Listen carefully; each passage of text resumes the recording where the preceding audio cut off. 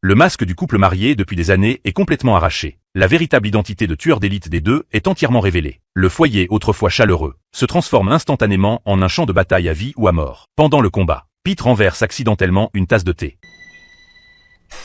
Jolie, ayant repéré sa position, ouvre immédiatement le feu. Pete, sans issue, se jette dans la cuisine adjacente, bloquant la pluie de balles tirées par Jolie. Après plusieurs échanges, les munitions de Pete sont complètement épuisées. Il ouvre rapidement un tiroir de cuisine, sort un couteau de cuisine, et le lance de toutes ses forces vers Jolie. Puis il arrache à main nue le tuyau de gaz de la maison. Jolie, ayant rechargé son chargeur, reprend le tir. Les étincelles enflamment instantanément le gaz qui fuit. Un violent incendie éclate soudainement dans la cuisine. Profitant de la couverture des flammes, Pete se retire rapidement de la cuisine et engage un combat rapproché avec Jolie. On pensait que Pete, avec sa carrure et sa force supérieure, allait renverser la situation. Mais dans un moment d'inattention pendant la lutte, il est touché précisément à la tête par Jolie. Les deux combattent pendant plus d'une dizaine de rounds, restant constamment à égalité, sans vainqueur. Au moment crucial de l'impasse, les deux se penchent presque simultanément pour ramasser les armes au sol, les canons pointés l'un vers l'autre. Leurs regards se croisent. Pete finit par s'attendrir et baisse son arme le premier.